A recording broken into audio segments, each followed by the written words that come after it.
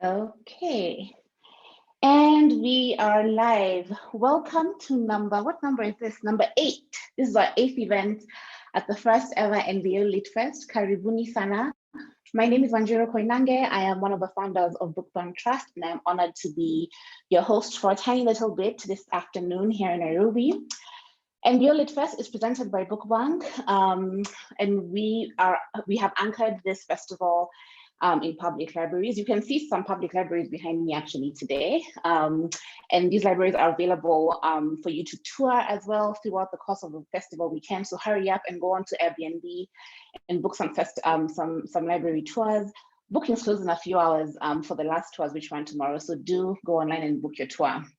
If you're new to our work here at Book Bank, please visit our website at www.bookbank.org and explore some of our visions and dreams for libraries in Nairobi. For now, before we start, some house rules. This is a pre-recorded event. Nevertheless, please keep your microphones muted for the duration of the event. We're also streaming live on Facebook. So if you have any comments, want to show us some love, please head on over to Facebook, also on Instagram and on LinkedIn and on Twitter. We are at the Book Bank on all of those platforms, and our hashtag for the festival is #NBO Litfest. Also, please tell your friends, we have a whole day of programming tomorrow, music, conversations, laughter, art. So please come and tell your friends to join as well. Everything is free and everything is online, as you would already know, because you guys are here. We'd also love your feedback. There's gonna be polls popping up onto your screen at different intervals throughout the festival. There's probably one coming onto your screen soon asking you how you found us. So let us know what we need to keep doing and what we need to improve. We love to receive your feedback. Before I hand over to Wanjeri, who is our incredible moderator for this session, I would like to thank the people behind this magic. Our funders, the Sharjah World Book Capital, the Sigrid Rousing Trust, and the Embassy of the Netherlands in Nairobi. Thank you so much for putting your money behind this vision. We are very grateful. There's also lots of organizations that have helped us shape the festival. So thank you to the British Council, to Glasgow Women's Library, Sahifa Journal, and Baraza Media Lab. Asanteni sana. We are truly grateful for your input. And there's lots of worker bees in the background making sure all of these Zooms coordinate. And on that note, we'd like to apologize for the late start of this session. People say that in Nairobi, when it rains, everything goes crazy, and you can see my window, it is raining outside. So it looks like our virtual festival wasn't saved from the gremlins. So sorry for the late start, but there's lots of people who are working their butts off to get this festival broadcast to you live. So thank you to all of you. It has been an honor to bring this one in for Nairobi. So without much further ado, let me introduce you to your host. Let me shift my script over here. Wanjeri Gakuru is somebody who I think is a complete trailblazer, and with such passion and energy and focus for the literary scene here in Nairobi and elsewhere. She is a freelance journalist, an essayist, and filmmaker who is invested in gender equality and social justice.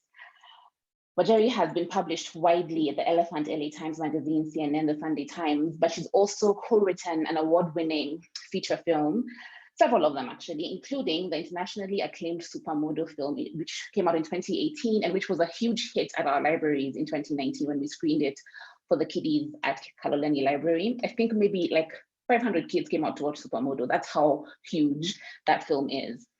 Supermodo has received 44 awards and nominations and was Kenya's submission in the Best Foreign Language category at the 91st Academy Awards.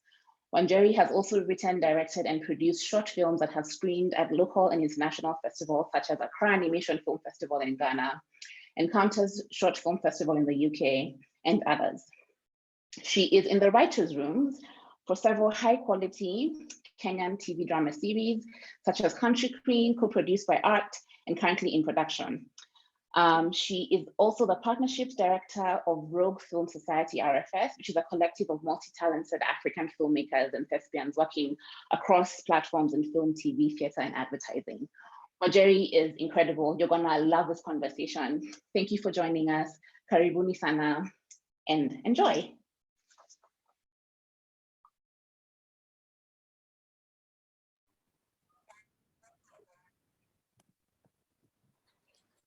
Good afternoon. My name is Wanjeri Gakuru. I am a freelance journalist, essayist, and filmmaker. Today, I have the privilege and fantastic good fortune to be speaking to the award-winning and internationally best-selling South African author, Lauren Beukes. The title of our conversation is Goals, How Did I Do It? And truly, Lauren is the best person to be speaking this. She has written 5 critically acclaimed high-concept novels, Moxieland, Zoo City, The Shining Girls, Broken Monsters, and Afterland, which is her most recent piece of work. She has also written a short story collection called Slipping and a pop history book called Maverick, Extraordinary Women from South Africa's Past. These books have been published in at least 24 countries. So like when we say international, we mean international for real.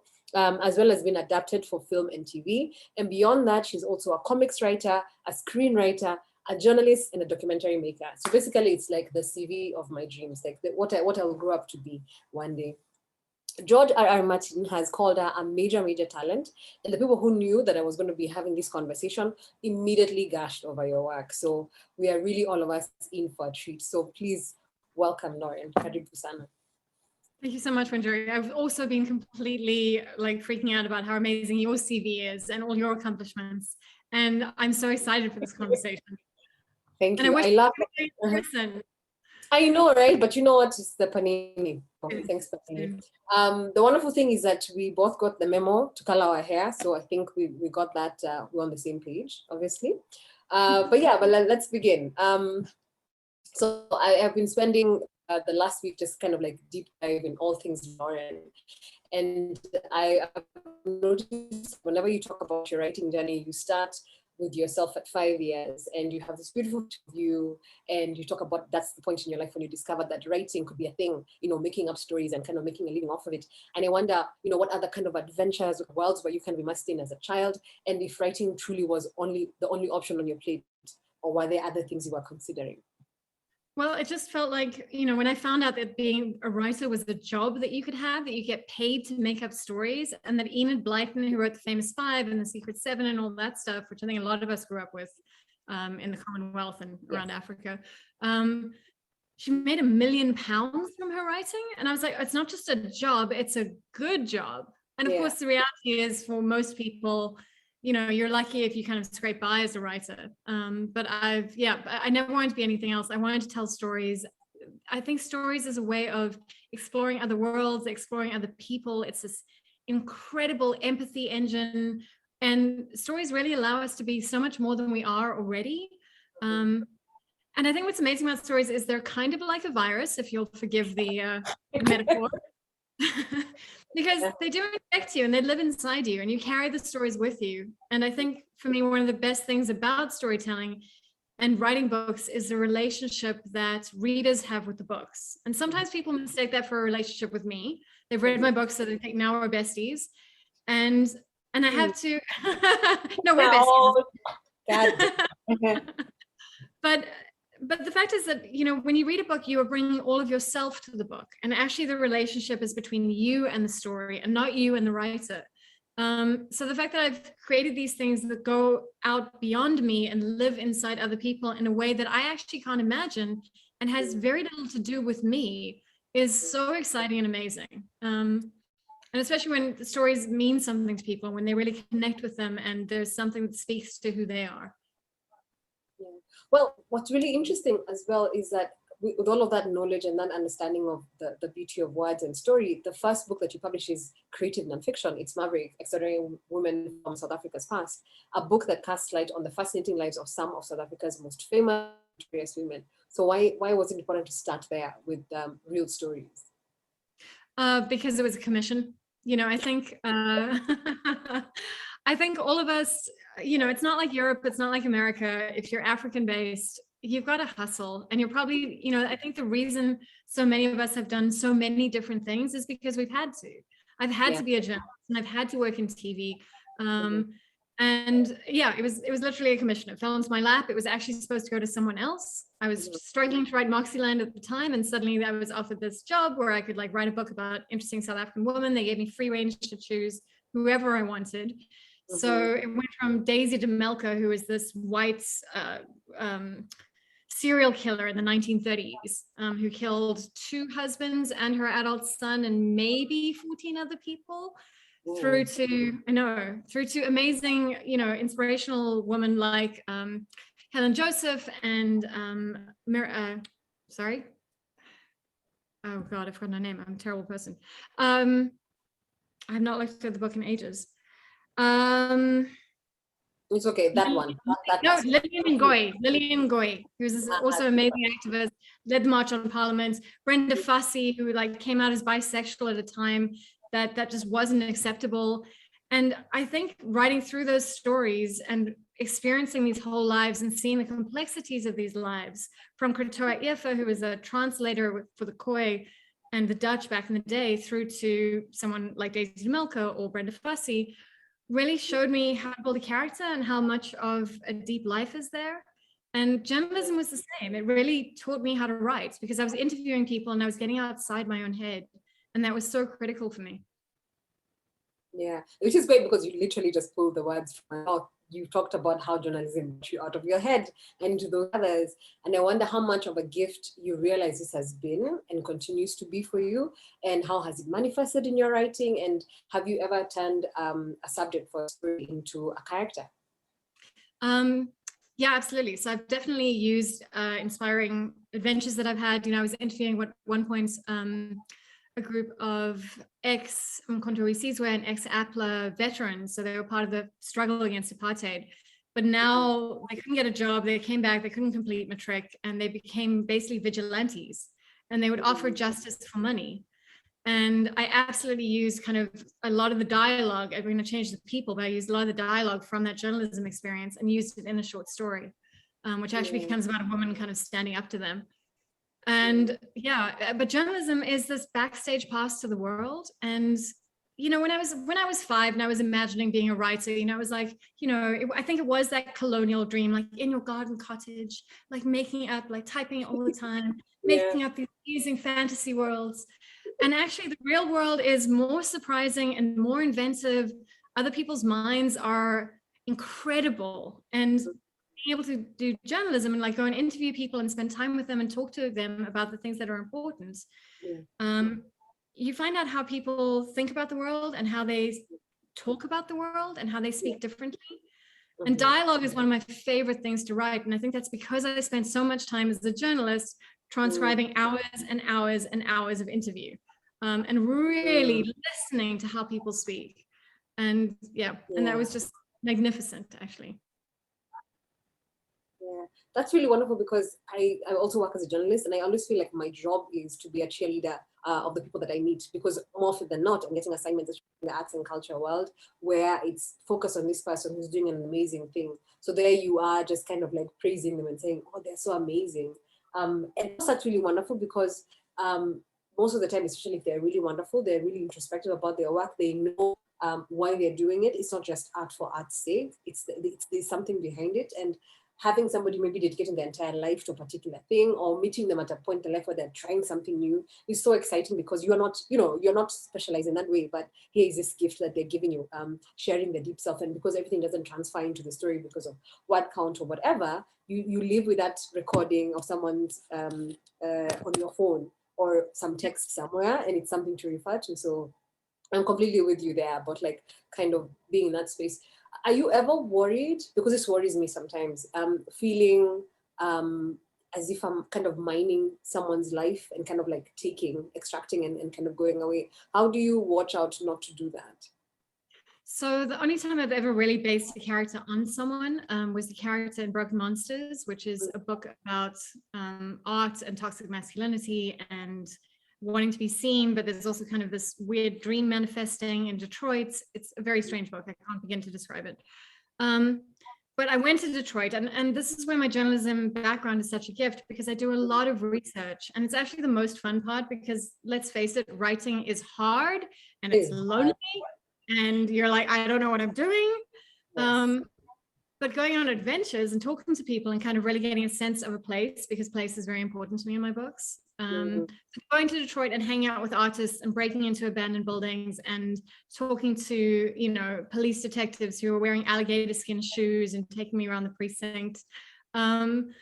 and talking to me about what their Detroit looks like, and actually getting kind of under the skin of the place, and also trying to figure out, because we have this idea, I think, of Detroit the same way we do of many ruined cities. I think people have this idea about Hillbrow in Johannesburg as well. It's this ruined place, but it's not.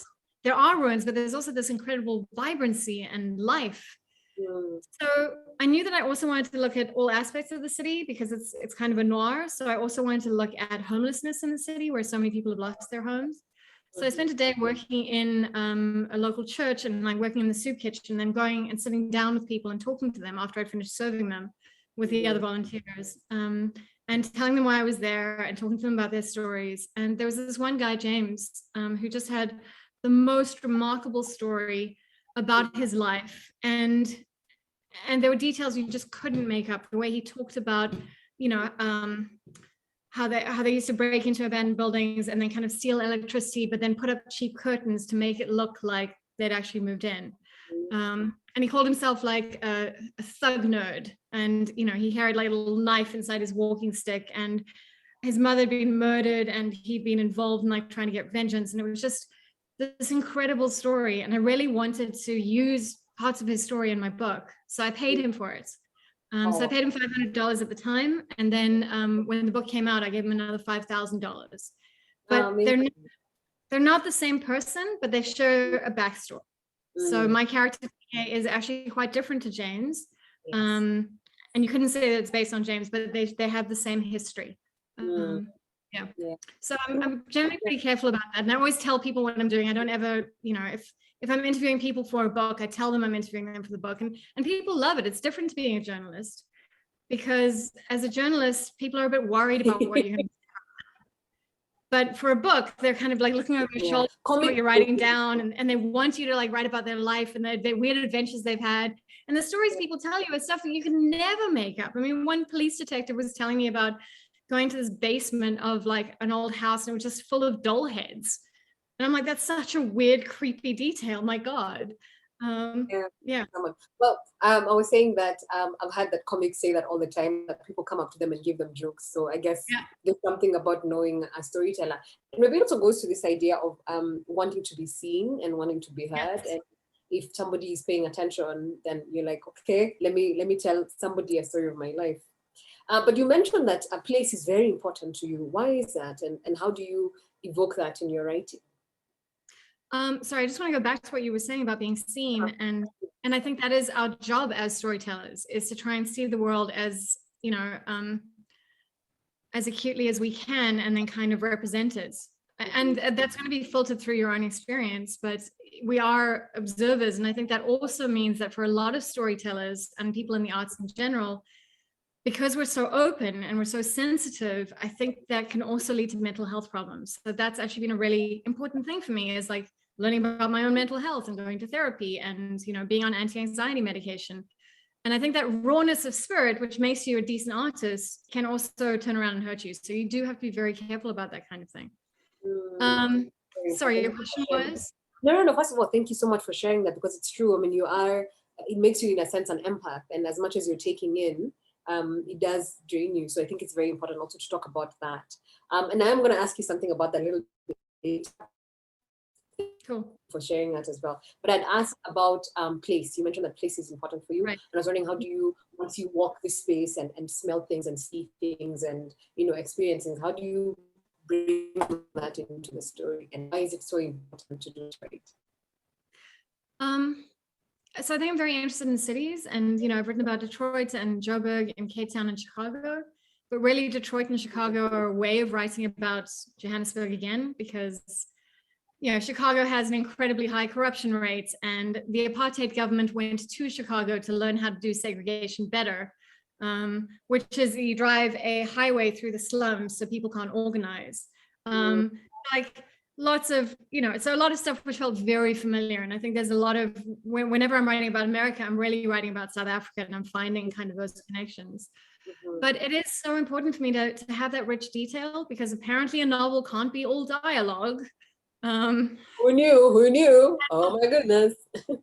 So, so going to a place and I take lots of photographs on my cell phone. I'll record interviews. And then, when I'm writing about it again, I'll be looking at those photographs, and they're just, again, details you couldn't make up. Going into Detroit's, we went into this old abandoned theater, and the kind of paint's peeling off the walls and the curtains are rotting.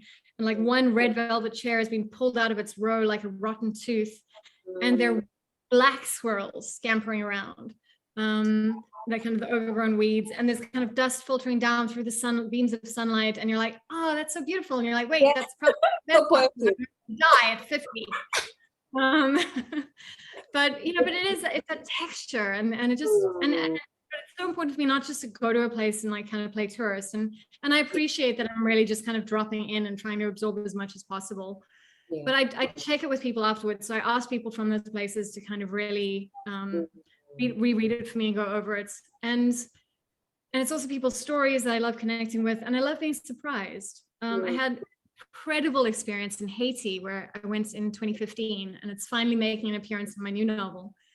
And I got to Haiti and I was like, I'm not going to do voodoo because it's so over sensationalized, and I don't want to be that Westerner who comes in with these kind of like, ooh, voodoo is so creepy and weird. But as soon as I got there, I realized that actually voodoo is so much part of the culture, the same way sangomas and nyangas are in South Africa, for example, and traditional healers. And it's like, I can't write about this without actually including this, but I need to do it in a way that's really respectful and true and authentic. So I found a really good Hongan, and I went to go and see him. And we walk into his basement, which is clearly the area where they do rituals. There's dirt on the floor and like colored powder, which they use to summon the lower by drawing symbols. And there's this young woman drawing weird symbols on the blackboard, and a young man watching her and like kind of correcting her. We go upstairs and we have like a 2-hour-long interview, and he agrees to give me a reading, which he normally wouldn't do for a blonde, which is a white person, but because I'm from Africa, he's like, okay, you count, it's fine. And he gives me this wonderful reading, and it's so cool. And as we're leaving, and again, just beautiful details, which again, I couldn't have made up, the bottle of rum that he pours out for the lower, and tangles of bells and nails together. There's the skull of his mambo, the woman who taught him voodoo, and her head is on a plate in the corner. Like a shark head? What? Okay. You're really in it. You're committed. But I said to him, I was like, what's going to happen with your head when you die? Is it the people you teach voodoo to? Is it going to be passed down? He's like, no, my kids aren't down with it. They want my head. So as we're leaving, and he's showing me like the symbols that you draw for the verve to summon the lower. And as we're leaving, I say to him, I'm like, oh, but what was that young woman doing? Was she learning like voodoo? And he's like, what are you talking about? And I'm like, she was drawing all the weird symbols on the blackboard. And he's like, what are you talking about? That wasn't voodoo. That was her physics homework. And it was just so perfect because I'd gone in there with my ridiculous assumptions and just being completely debunked. And again, like, it's not just kind of the ideas that people have, the fact that voodoo and physics homework can coexist in the same space is, I think, what's so important. And I think that is very much where I'm coming from as an African, as a South African, is coming from a country where, traditional beliefs and religion and modern sciences can all coexist and not necessarily contradict each other. So that was actually a really important moment for me, and also a great story. Which is wonderful, because I had a question about research and whether at this point you've kind of like found your rhythm. Is there like a process now? Do you know the tools you need to have in your bag? How long? And also, like, what do you know now when to stop? When is too much research? When is the time for writing? Well, apparently I have like, I don't know, I've got a kid, and apparently I've got to come back and like look after her and stuff. Oh gosh. And, like pay my rent and look after my cats. Because if I could just spend all the time researching and traveling, that would be ideal. But I can't, and actually it's been difficult with this book because normally I go to a place to write about it. And my new book, which I've just finished, it's called Bridge. I'm rewriting it at the moment. It's very stressful. I couldn't, part of it is set in Portland, and I've been to Portland once, and I couldn't go. So I've been watching movies, and I've been like doing Google Street View and talking to friends who live there. But, I was saying to my publisher, I'm like, look, maybe I just need to set this book in Cape Town because I can write about Cape Town. And I know the places where they would go to, like the queer bar that they would go. And my publisher was like, listen, Lauren, I know how important your research is to you, But for this book, you're going to have to do what other writers do. Mm. You're going to have to make it up. Oh God, how terrifying. I know, totally, absolutely. But that's fine. I just based the queer bar on the Raptor room in Cape Town, and it's fine. You know, I've just stolen the details. And I've got people in Portland who can read it for me and check it over.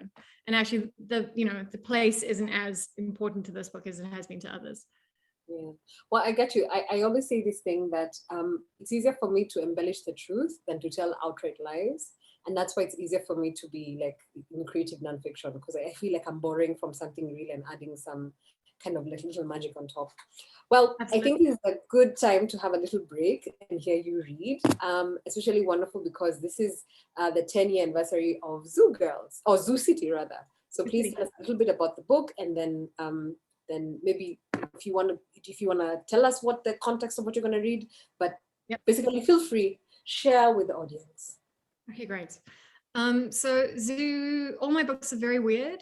The only one, which is wonderful, how it should be. Mm-hmm. Absolutely. So, like you're supposed to have an elevator pitch for your book, and the only book I have an elevator pitch for is The Shining Girls, which is a time-traveling serial killer and the survivor who turns the hunt around. But all my other books are impossible to explain. But Zoo City is my second novel. It's my favorite book. It's what my favorite of all my children, I think, because it just meant so much to me at the time. And it's really a love letter to Johannesburg.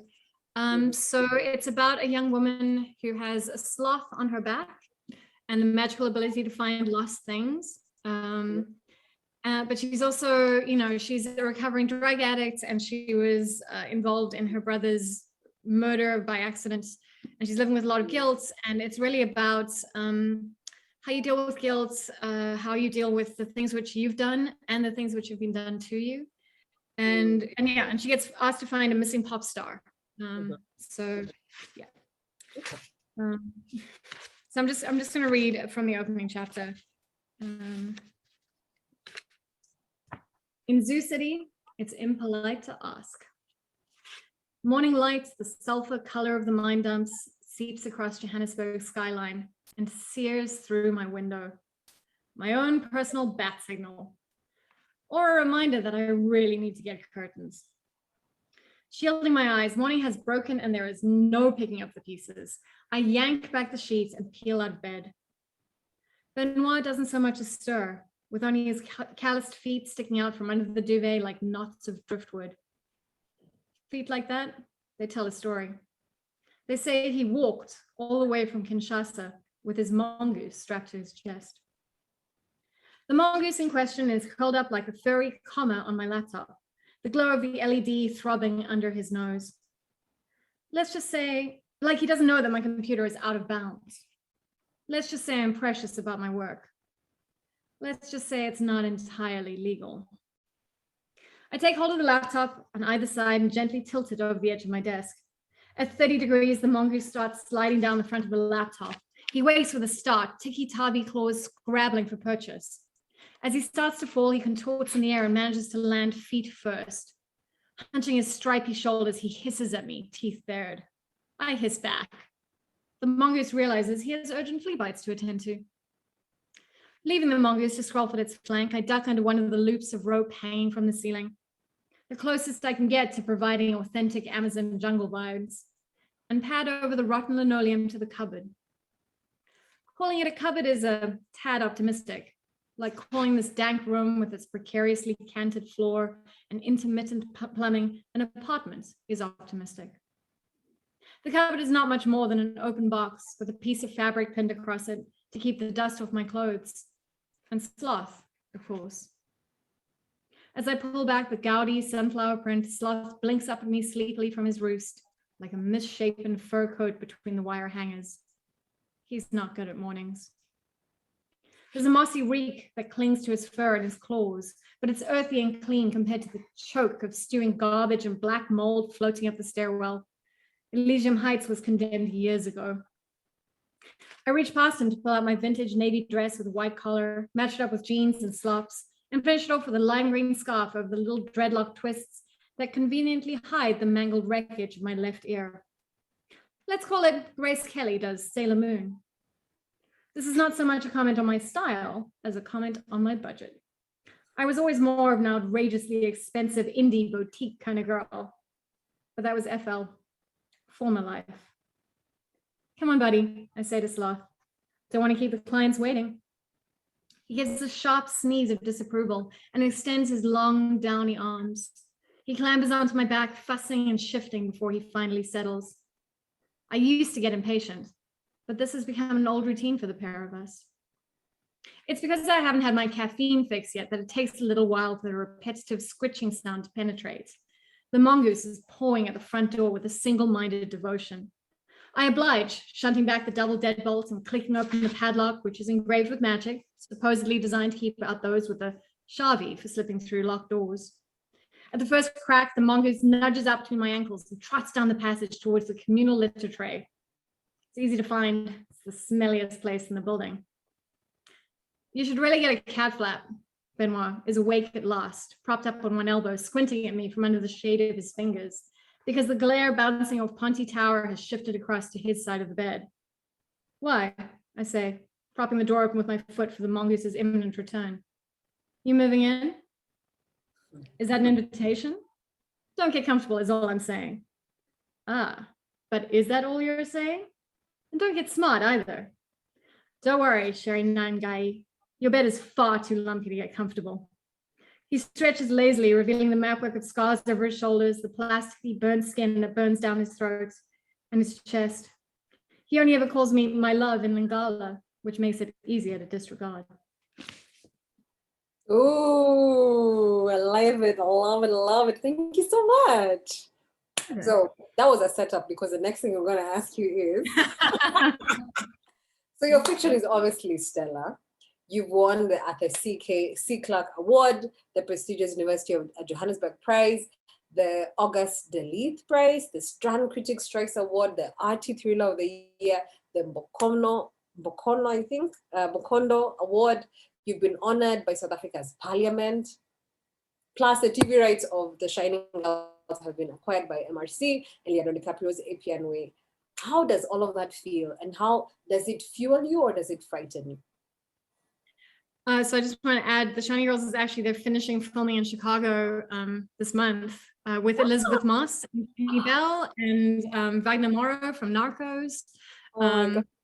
And if we weren't living in the Panini or the Panorama or the Pandora, then I could actually fly out and watch them. But they send me some pretty cool photographs.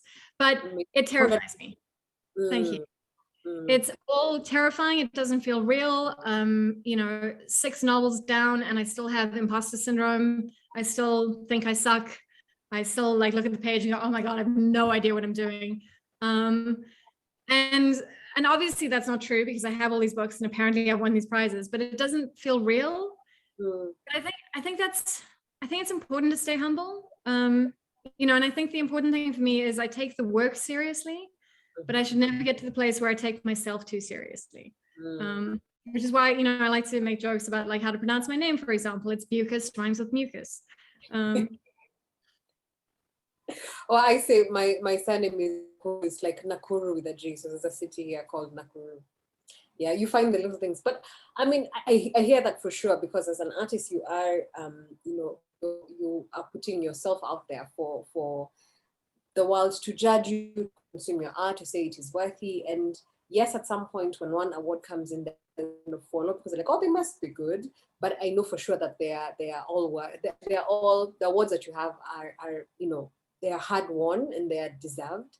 And I wonder, how do you keep going? How do you keep staying in that wonderful space that's bizarre and wonderful and keep pushing? And I think you've kind of hinted at it at taking yourself seriously, but how do you do that after all these wonderful ideas? And how do you know what's meant to be a film, not meant to be a film, but what's meant to be a comic, what's meant to be a short story? How do you distinguish when the ideas come, what goes where? I don't know. I think some things are just more short story-ish. With TV shows, we've just pitched an original horror show, which is hopefully going to get picked up. But I co-wrote it with 2 of my friends, which was absolutely wonderful because suddenly you're not carrying the entire burden by yourself. You're collaborating and you're in a writer's room and you're riffing and sparking off other people, and that's amazing. Yes, it is. And also like working with other people when I'm actually pretty good, I'm like, oh yeah, you actually are good at your job. You actually do know what you're doing. You do know how to solve this story. But when you're sitting there by yourself in front of the keyboard, you're just like, what is happening here? I don't even know how to deal with this. Yeah. But I think I have a foolish amount of ambition. My new book is so freaking complicated, and I'm in the rewrites at the moment. The ending is a disaster, and I've got to fix everything, and it's fine because I think it might be my most interesting book. It might also be a terrible commercial failure because it's so complicated. But I'm never going to keep writing the same thing. I want to, when people ask, who do you write for? Who is your ideal audience? I'm writing for me and for people like me, where I really want to be surprised by a book, where I want the book to take me somewhere I hadn't anticipated, where, if it is a life or, I think a book is a kind of a house that you inhabit. The story is a home that you inhabit for a while, and then you take a piece of it away with you. And what is the shape of that? Like, what do I want that to be? I want it to be surprising. I want it to push boundaries. I want it to have something to say about the world. Yeah. And I think what it comes down to is my own curiosity. I'm curious, I'm engaged, I'm angry about injustice, and I bring all of that and all the questions I have about the world, and I kind of thrash it out through the book. So this new one is about, multiple realities, and it's about a young woman trying to find her mother who's disappeared into one of the other realities. And it's about being paralyzed by choice, and it's about having all these different versions of yourself. And is this one superior? Did you make the right choice? Because I think so many of us, I think especially if you have a slashy life where you're a journalist and a TV writer and you're like, am I making the right choice by taking this pathway? Should I have broken up with that person? Should I have stayed in the city? And you're constantly questioning yourself. But I think for me, the core theme of this book comes back to the choices that we do make and how to stand by them and the life that you've chosen. That's not to say you can't make horrible mistakes and walk them back and like figure stuff out, but I think it's really important to be present here and to kind of own where you are. Interesting, because I was going to ask you, do you have an impulse to correct some wrongs in your work? Because here you are the god, and here's an opportunity for a vast, empty world in which you can put all these wonderful things together and you create a world, or whether you create a place where you break with stereotype, you challenge, you subvert things, you challenge things that exist as they are. How do you lean into that, and how far do you lean into that? So, with Maverick, we re-released it recently, and I went back and, I wrote it in 2005. So that's a long time ago. And thank God the world has moved on, and the way we talk about everything from sexual assault to body image has moved on. And there were some throwaway lines which were completely acceptable at the time, but I reread them like, oh my God. There was this artist, Irma Stern, who was relentlessly teased at the time for being fat. And because that was coming up in my research, I used that. But then I had the chance to correct it, and Dahlia Ratebe talking about, she was an amazing singer. She was the first African Black movie star in Jim Comes to Joburg. And in the research materials I was using, they talked about, young women being kidnapped by gangsters for a night of fun, meaning rape. Yeah. But I wrote it down as a night of fun. And I was like, no, like that was absolutely sexual assault. There's nothing saucy or like cute about this. It was horrifying. And just because we normalized it at the time and normalized it even then, so I think there is absolutely an opportunity to learn and progress with the world and to correct things. Last year with my novel Afterland, which is a world where 99%, so the premise is that 99% of the male population have died. And I didn't want to base it on chromosomes, because chromosomes are actually much more complicated than we think. A lot of, there are people with XXY chromosomes, and I didn't want to base it on testosterone because some women have very high testosterone, some men have very low testosterone. And I think also, the horrendous racism and sexism we see with someone like Casa Semenya being just bullied out of competing because she has high testosterone is ridiculous. So I decided to make it prostate cancer. But then some trans woman activists on Twitter called me out about it. And they were like, listen, this is actually incredibly painful. And these are all the things that you got wrong. And here's some like really damaging language that you're using. Now, I hadn't picked it up. And I think of myself as quite progressive, and I aim to be an ally in all things. And my editors hadn't picked it up. My friends who'd read it hadn't picked it up, but we weren't that group. You know, we weren't that minority group. We weren't sensitized to it. So with the paperback release, we actually went back and I changed a bunch of things that I agreed with were hurtful. And I spoke to activists. I hired 2 sensitivity readers and I got them to go through it, a trans man and a trans woman.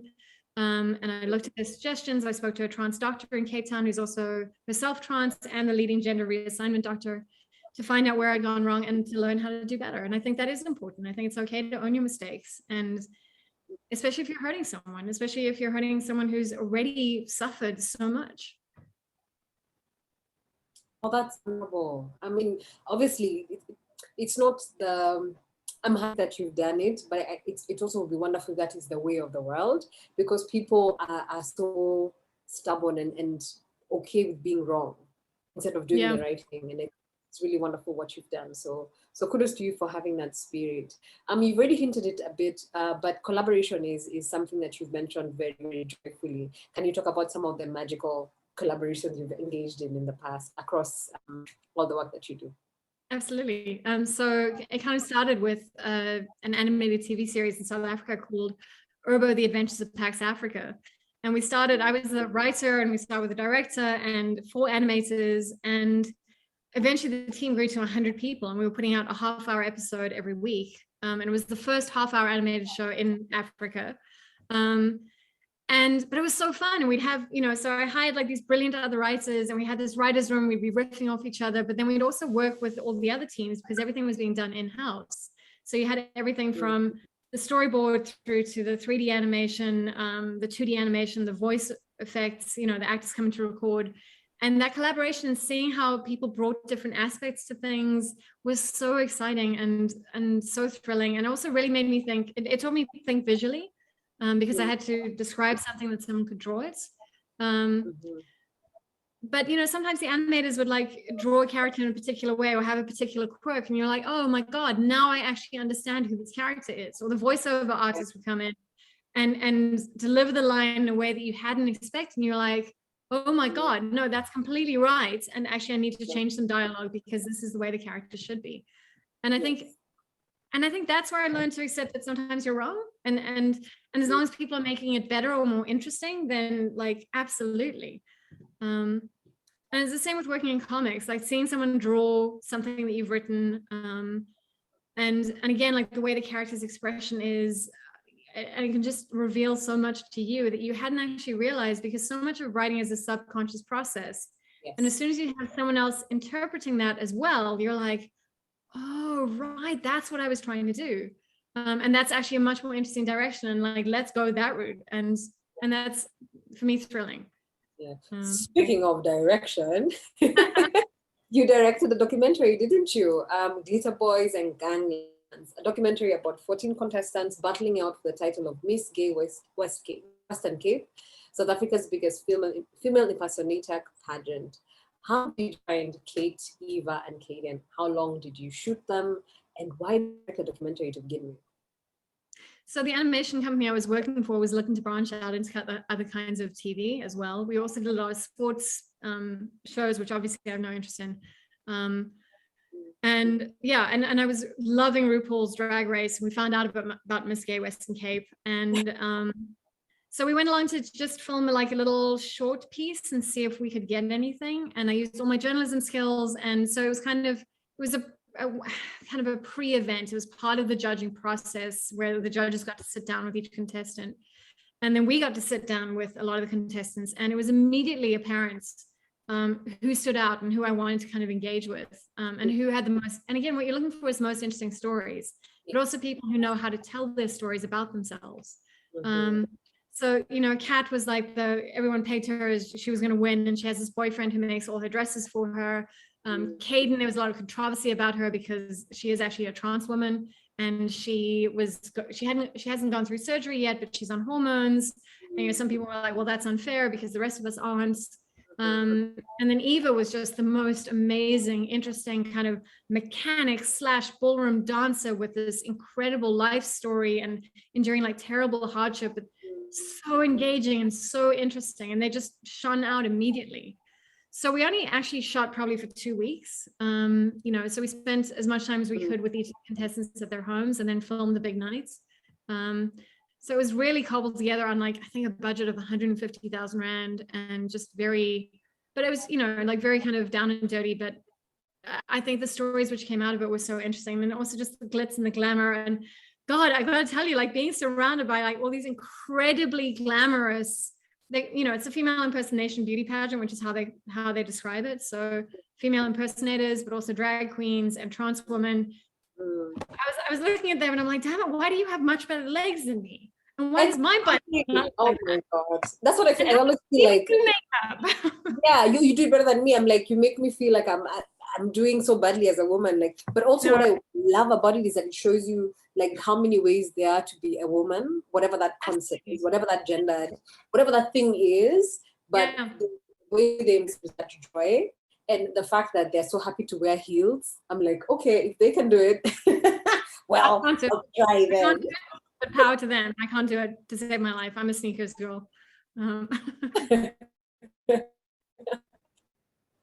then you go back to some documentary stuff, like what you want to do film? Are you interested in doing more in that space?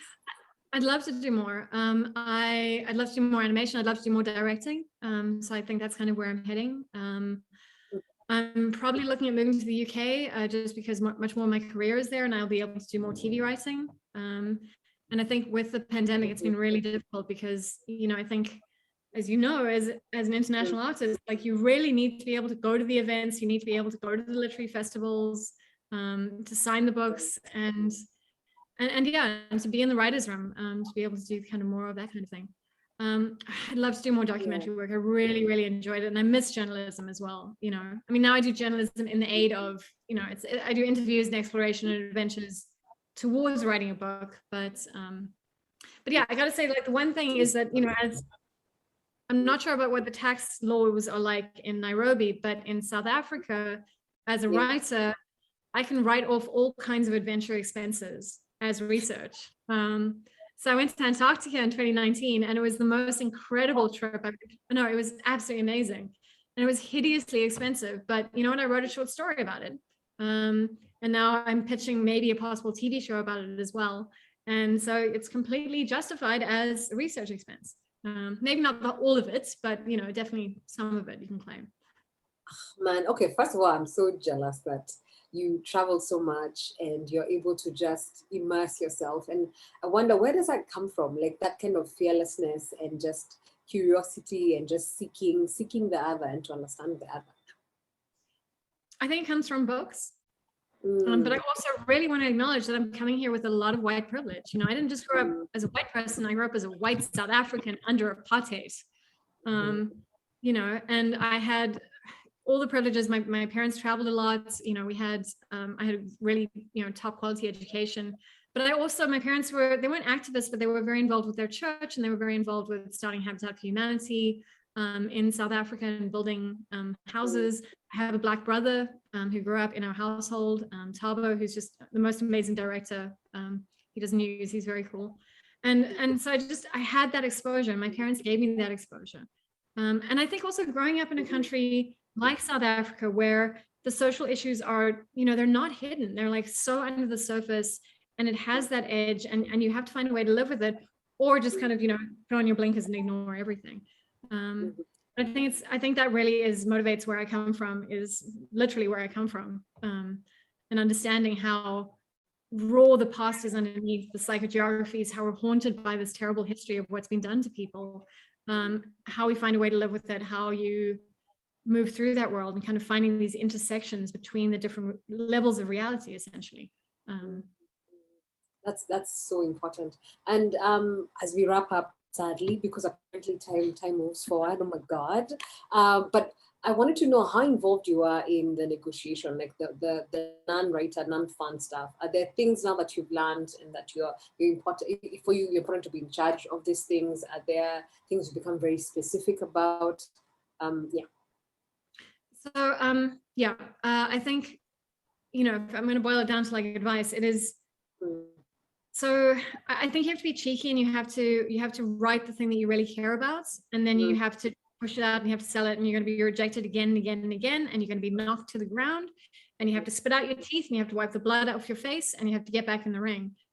But you know, there's stuff around contracts and like having an agent, and I went through 4 literary agents before I found the right one. It's like dating. This is your business partner. They're not doing you a favor. They're not like the fairy godmother. This is your business partner that you're working with. They have to understand you and your work, and they have to know how to sell the hell out of you. I think, you know, for me, what's been really important, and a lot of advice I give to other writers, is like looking at contracts. Like, don't give away your world rights, because, you know, if you sell your world rights to one publisher, then suddenly you can't sell them individually. So the fact that I've been published in 24 countries is because my agent pushes really hard and hungry. And sometimes that's a really big deal, and sometimes it's a small deal. I might get $500 for Israel, or, you know, 1,000 euros from like Czechoslovakia. And it just means that, or Czech Republic rather, it just means that you have free money for nothing.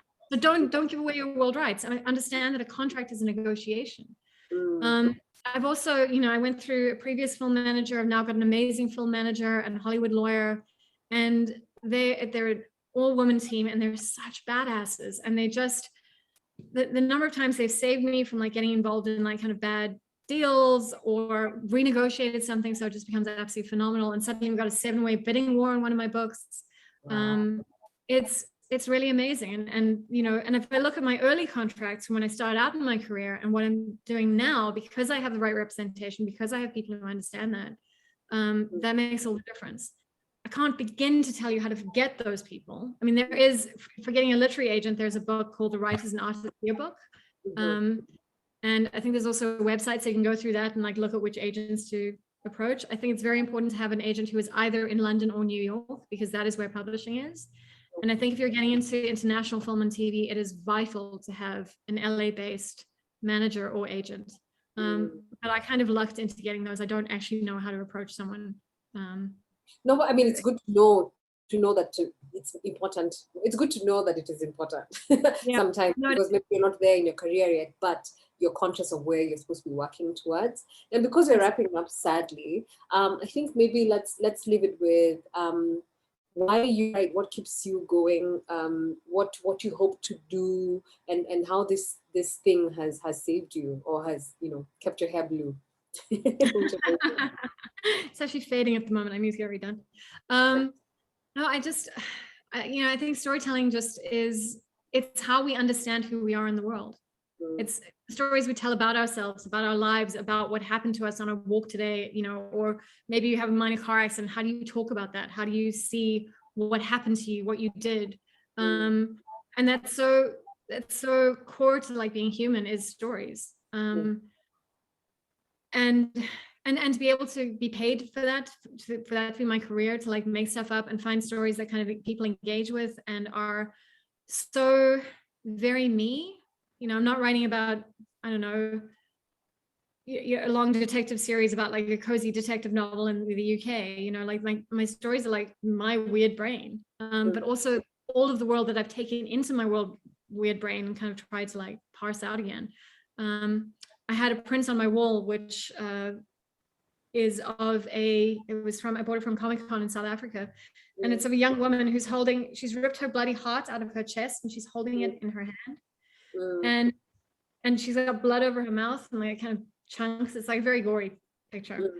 But that's what writing feels like to me. It feels like you're ripping your heart out of your chest and you're taking these things which are so personal to you and that you've really worked on in like this raw art, and you're kind of presenting it to the world, bloody and hectic, but yeah.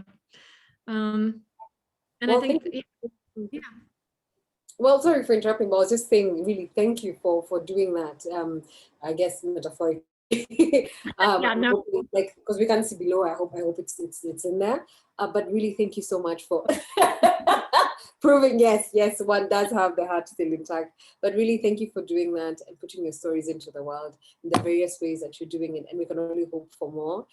Everybody, her new book Afterland is out. Please find it and please read all her other work. find her on her website, which is herfullname.com, and just see all her amazing, amazing stuff. So thank you so much also Book Bank for this opportunity to connect and have a conversation.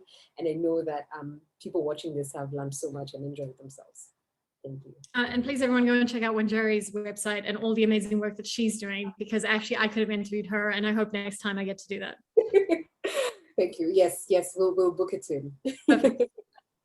All right. So I think we're done, guys. I hope everybody enjoyed that conversation as much as I did. I've just been here gushing and just taking down notes and furiously writing notes as that conversation happened. I'm back, if you've already seen, and I have a bit of a surprise. Lauren is back in the building. As I mentioned earlier on, this is a pre-recorded conversation because Wanjeri is off being fabulous and making films today. So she couldn't be here in person today, but Lauren was so kind to come back and answer some of your questions. So please put your questions in the Q&A as I welcome Lauren to turn on her video and her sound. And this is a bit of a moment for me because it's been, we've actually met. I don't know if you, hey. Hi, how's it going? Good, how are you? I'm good, I'm very well. So nice to be back again. I had a costume change. I hope you appreciate it. Yes, I like to see that the hair is still blue. It's bookmark blue, almost.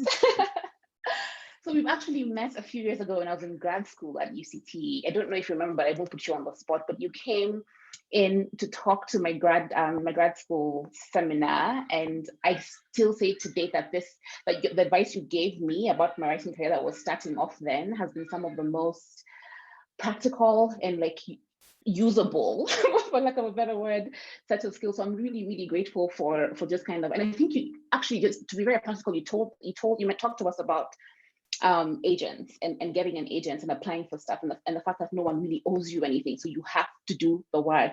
And I promise you, and I'm not making this up, I went home that evening to my little small Cape Town apartment and just, I think I started applying to everything I could find, fellowships, asking agents to represent me.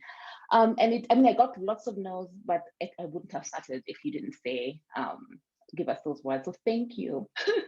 I'm so thrilled to hear that. I can't begin to tell you that makes everything worthwhile. Next time I'm struggling with my book, I'm going to be like, no, but like you can actually help people and inspire them. So I'm so glad. And rejection is so big a part of it.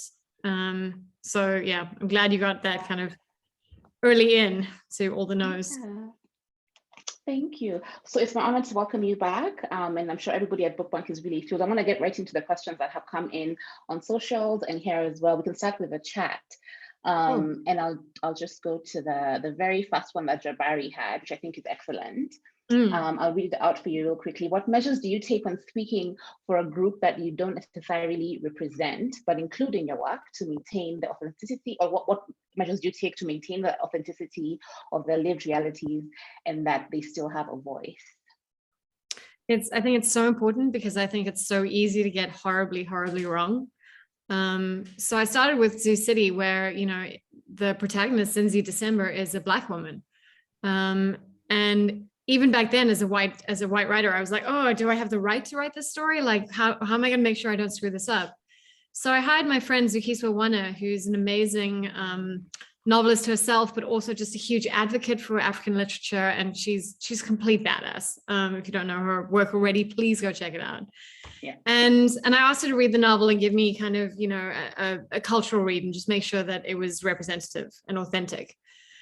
And she came back with like 7 pages of notes, and we went through them systematically. And, you know, one of the notes was like, okay, well, you're not going to buy, Hillbrow's all about the cheap ripoff. So you're not going to buy a Peter Stuyvesant on the street. You're going to buy a Remington Gold. Mm-hmm. And I was like, okay, that's amazing. And actually those plastic rattan bags are actually called Amashangan. I was like, okay, that's amazing. Write that down. And we got to the end of her notes and I said, okay, Zooks, that's great, but you haven't actually answered my big question. And she's like, well, what's your big question? And I was like, okay, well, oh God, is there any way to say this without something stupid? I was like, okay, is Zinzi Black enough? And she burst out laughing and she said, what is Black enough? Is there only one way of being Black? She's like, have you written a character who is informed by her background, by her experiences, by her gender and her sexuality, by the things that she's been through? And does that read as an authentic, fully formed person? Yes. And of course there are references to the ancestors and Isangoma and Nyasa, and and I checked with people as well to like just make sure that I got it right. And of course some of that stuff is still fictionalized, and I'm playing with it. But it is really important to me to try and represent people accurately.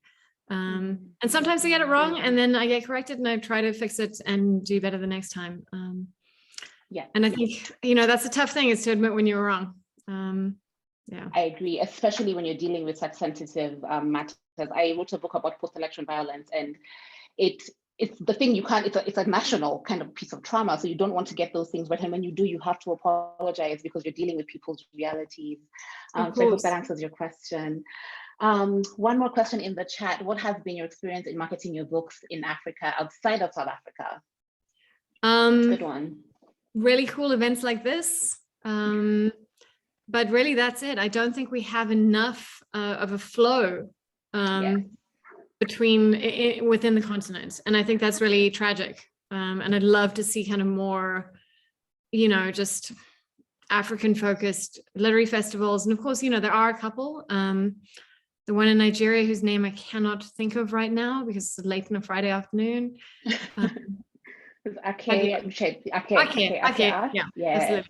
So there are some like really cool, amazing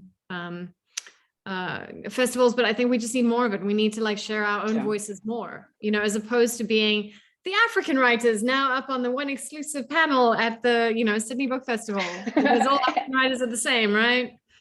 Yes. I agree. And really, this is why we're here. But like this needs to happen more. We've truly missed a Nairobi Literature Festival. So it's completely it's magic that this is happening. And next year, maybe you can come back and just be sitting in our library and having this conversation with a live audience.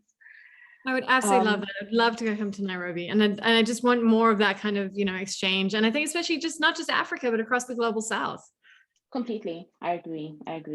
There's one question. This one is from me.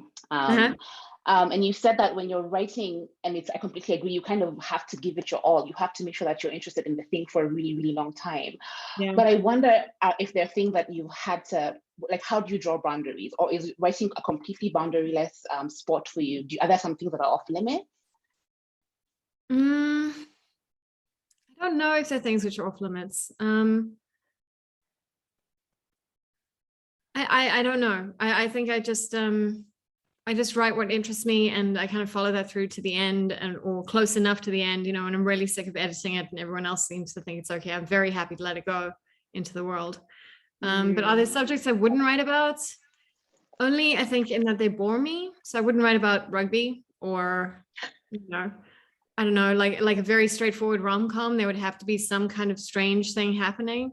I do think I could write more romance. I think that'd be pretty cool. But yeah. But I do try to be careful when writing about other people's experiences, and to really kind of be as inclusive as possible. And I aim to be intersectional. Thank you. The Q&A is blowing up a little bit over here. Anonymous asks, in Afterland, a world where almost all men are dead, I was hoping for a sort of utopia. Why did you choose to portray women as the villains? Because, this is not a utopia from the ground up. This is based on our, it's only 2 or 3 years after the end of Men. So the wounds of capitalism are still the wounds, we're still like coming out of a capitalist patriarchal state, and it's not immediately going to get better. And I also wanted to kind of explore this idea that women are just as capable of being evil as men are. We don't necessarily have the same high testosterone levels, although some women do. But we're just as capable of being evil and being drug dealers and being, human traffickers and greedy and selfish and corporate bastards. And, from Melania Trump to the woman who was, I can't remember her name, who was heavily involved in the Rwandan genocide, who was at the sports stadium broadcasting for people to come and be murdered. And I think what I really wanted to play with was this idea of women as full people, and to kind of play with your expectations around that and subvert the narrative around, this time it's the teenage boy in peril instead of the teenage girl in peril, and the human traffickers are after him instead of after a girl. But yes, I do. But at the same time, I do also think that a world of women would be would be a better place. You know, it would be safe to go out at night. It would be safer to go out at night. You know, we could actually, I do think we're more socially minded. I think we're socialized to be that way. But at the same time, crime, drug addiction, corporate greed, you know, none of that stuff's going to go away overnight. So I wanted to kind of play in a world where that was still relevant and to show that, you know, women are full human beings too. Yeah, I agree. And I think, I agree that some of the best criminals are women, because also women barely get caught. So I do agree with you. Balance. Are we going to start a criminal enterprise here? I like the sound of that. I've got a great idea for I would do it. It would be like social impact crime if there's anything, and find a way to spin it. Angela Washuka is asking when you're coming to Kenya. She's also the one to answer that question because this is her festival too. So we are. When am I coming to Kenya, Angela? When is she coming to Kenya, Angela? And then the second last question we will take. I don't want to take up too much of your Friday. I know you've already given us so much of your time. How long does it usually take you to write a book, and how do you overcome writer's block? You've answered this before in other sessions, but please, for this attendee, how do you overcome writer's block? So you kind of have to sneak around the block. You either like chip your way through it and you sit down and you write anyway, even though you're hating every single second of it. And there's a great talk by the woman who wrote Eat, Pray, Love. She gives a really great TED talk about how the muse shows up after you've already sat your butt in the chair and done 2 hours of work. And then like a Cape Townian late to a dinner party, the muse swans in and is like, oh, were you waiting for me? But you got to park your butt and you just got to write, even though you hate it, even though it's the worst, and just keep writing, because at some point it'll catch. It's like trying to make a fire, and you might be sitting there with the flint and, you know, the tinder for ages, but eventually it will spark and it will catch. But you have to sit there trying to make the fire first. I agree. And a thing that I do as well when I'm experiencing writer's block is just I leave the section I'm writing on and I go somewhere else. I'm like, okay, chapter 3 is then landing. Let me go work on chapter 7 because that one is clearer in my mind. And then you can come back.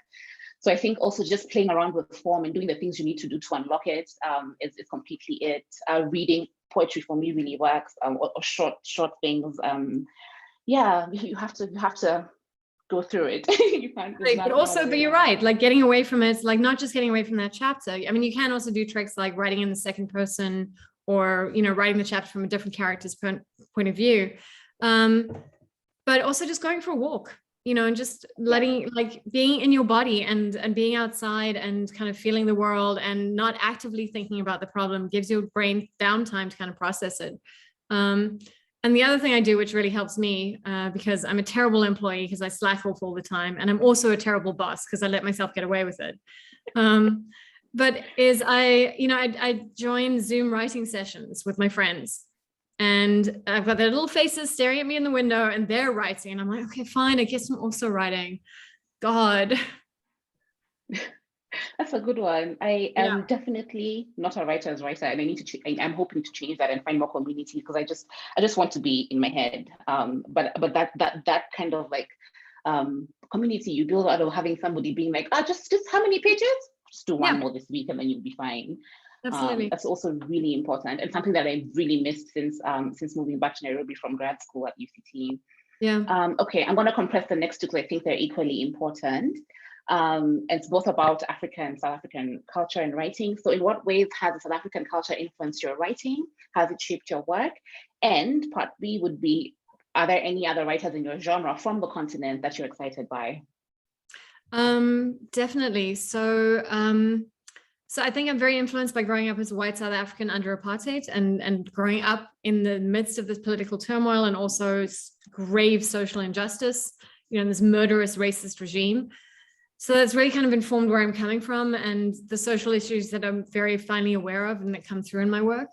In terms of like South African writing influence, I don't think there's, you know, I think I read pretty widely. But writers I'm excited about from the continent, there are a bunch of people whose names I'm now all going to forget, but I'll try hard not to. Tate Thompson, who wrote Rosewater, who won the Arthur C. Clarke Award. He's British Nigerian. He's absolutely phenomenal. Nydia Okorafor, obviously, I think is a name that gets thrown out a lot, but she's also just an absolute delight. And we had a really fun time hanging out with her when she was in Cape Town. Mahali Mashiko is one of my best friends, and she's a goddamn genius. Her short story collection, Intruders, is wonderful. She's also done a really cool new Captain America character for Marvel. And she's also doing like really interesting comics work. Masunda Nchanga, his book The Reactive is amazing. Triangulum, also weird science fiction. So I think there's some really interesting, exciting voices coming out, you know, all the time. New Zimbabwean writer, well, not new, but like new to speculative fiction. Tendai Huchu has got a kind of fantasy novel set with Black characters in Edinburgh, which has just come out. It's called something Library, but that looks really fun. So I think there's just much more room to write speculative stuff in the African market. And I think the international world is more open to it as well. But I think, you know, being from the continent, you know, publishing is hard, and you're lucky if you get published. You're lucky if you reach like a big audience. Oh, the one cultural thing, which I think is really important being South African and African, is the fact that, you know, you can sit with this incredibly high tech world and like business and corporate and all the rest of it in this very kind of, you know, modern world. But the fact that we have like very traditional beliefs around the spirits of the ancestors and traditional healers, and these two things can sit side by side, you know, so you have this kind of real world of deep traditional beliefs and magic and sitting together with science and modern technology. And the fact that that's not a split, it's not, you can't have one or the other, you can actually have both. There's a really cool young paleontologist at the Wits Origin Center, you know, so she's a hardcore human scientist, and she's also a Sangoma. And I'm like, yep, that totally makes sense. Yeah. The same way you can be Catholic and a scientist, you know, it's just, it's fine to like have, you know, these different belief systems. Completely. There's room for all of us. We're vast and like expansive beings. There's room to try things on and to explore them and to walk away. Especially that is important to mention. Absolutely. So what is incredible? My book is called The Havoc of Choice. Okay. It's actually the feature of the next session, so I actually need to go and switch my head from like host to author and be at the next sessions. Cool. But I wrote it at UCT. Actually, Masande, who you mentioned as one of your favorite writers, and I were in the same. We had the same supervisor and were 1 year apart. So I completely echo your sentiment about his work. But yes, please log in for the next session and see me in a different kind of light. But for now, I'm so grateful for you taking time to come back to have that wonderful conversation with Wanjeri and to just support the work we're trying to do around public libraries. We really hope to host you in person soon. That's all the questions we have time for. I'm sorry to the audience who still have some questions. Lauren is all over Twitter and she's so responsive. So with your permission, I can ask our audiences to come and reach out to her. There's lots of love on Twitter and Facebook. We have an audience. Hello, Facebook, by the way. You have an audience on Facebook as well. And in closing, I just want to thank all the people that made this possible. The Sharjah World Book Capital, who supported Bookbank's work for so long and in such generosity. Sigrid Rousing Trust, Levels of the Culture, the Embassy of Nairobi here, Embassy of the Netherlands here in Nairobi, and all my wonderful colleagues at Bookbank who are working to make this festival run. It's the first time we're doing this, and I think it's going to be the first of many. So thank you so much for joining us. This is the 8th event of 12. So I might be lying about that number. I think we have more. I think there's 15 events. But please join us for the next one coming up now and all day tomorrow. My name is Wanjeri Koinange. I am a co-founder at Bookbank, and I've been your host for this session. Good evening, and thank you for joining us.